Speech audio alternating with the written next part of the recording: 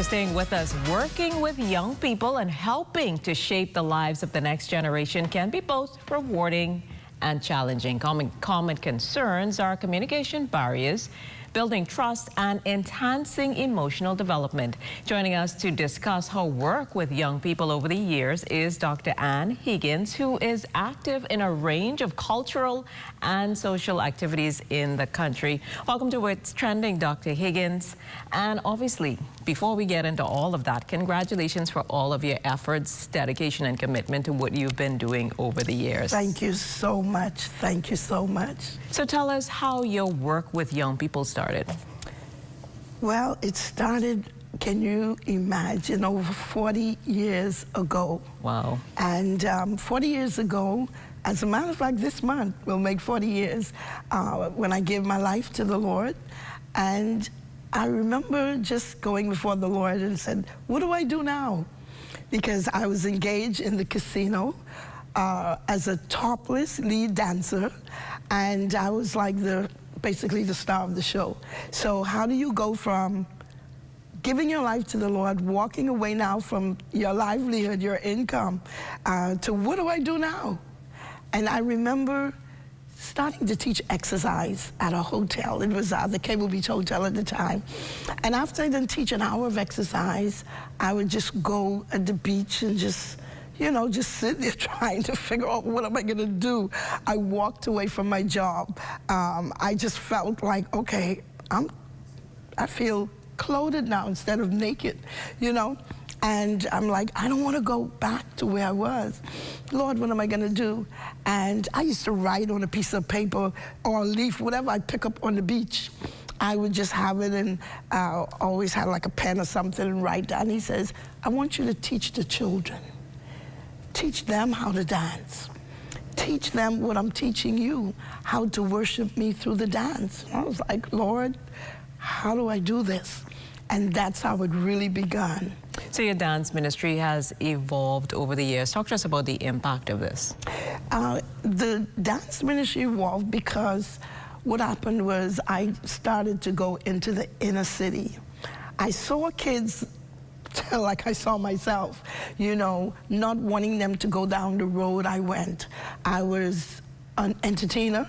And being an entertainer, you out there, that fast life, the disco in the night and, up all night and then sleep in the morning, I guess. Then you go back that evening to the show, 2 shows a night. And as a young girl, even in high school, I was the one that would take the first puff off the joint, and if somebody say, hey, take a puff, the marijuana, I'm like, bold, okay, give it to me, she don't want it, I was always the one out there. And that led to so many things, and I realized that now that the road that I came, I see myself in these young kids, and like, I've watched, especially in the urban area, that everything was available, the drugs, people on the corner selling marijuana, and it was like the alcohol. When you remember, we had the phone cards. Listen, they'd give you anything, and you know what I mean, anything in the back of the building, a guy for a phone card, because they want to buy either a weave or something. So I was like, God, how can I help them? And I realized that inviting them to church, no, that's not going to happen. You can forget it. Because when they were inviting me to church off the street, I was like, I would dug them, So I realized, well, maybe the art form, dance, and it just keep on going. And now, so many years later, you've had the opportunity to promote these young people, not only locally, but abroad as well. So talk to us about some of those international experiences that you were able to expose these young people to. Well, first of all, I would say, how many of you ever been to Cable Beach? We're going to take you on a tour. We're going to go a field trip. And I said, you know what? Some of these kids never even went to the family islands. And I started doing cultural exchanges.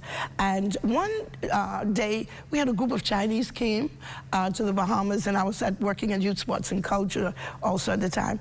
And I said, well, when they come, I took them all around town, and they were so grateful, especially the leader. He said, when I go back home to China, I will let them know how you did this for me. And I got an invitation I mean, as sure as he had promised, I got an invitation, and it was a trip to the Meat in Beijing Festival. That was the beginning. I was like, oh my God. I had like about 20 or 30 kids, and that was the beginning of exchanges. That went on for about 15 years, taking different children. So obviously, how would you describe these cultural benefits or promotions for the Bahamas? Oh my goodness. Can you imagine living, let's say, in Beijing or just somewhere in the Grove, and you have never seen a city, the world? Oh my goodness, I remember one of our kids, when they went to the buffet, she had a plate just full of bacon only. She ate until she vomited. I was like, oh no, it's lots more food.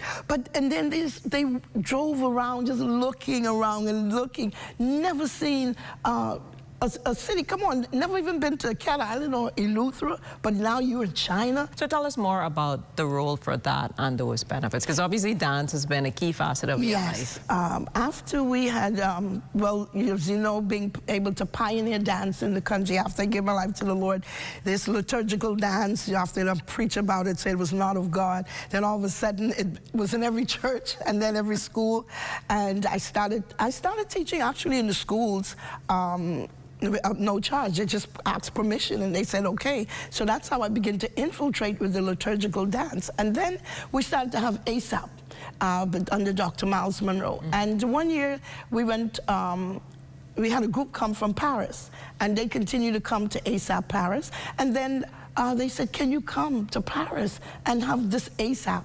And it was there I met the president of the World Dance Council, and he was like, we've never seen this type of dancing.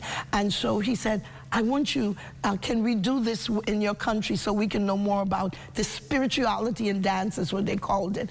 So you've been really, really busy. So what's next for you? Well, actually, I'm getting ready to celebrate 40 years of liturgical dance.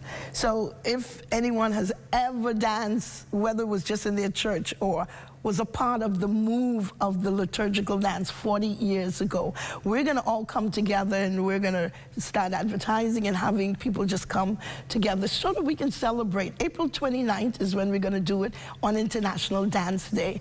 And we're just going to recap from 1985 to 2025 and just showcase and even thank the pastors and leaders that have been a part of developing that, and of course the children, because I will never leave the children behind. I was once one of those children, a child like one of those children. Wonderful. That was not left behind. Wonderful. Well, we appreciate you, and thanks again for appearing on What's Trending with us today, and we wish you so much success in your upcoming initiatives. Continue to do the great work. Thank you for having me, and I really appreciate it.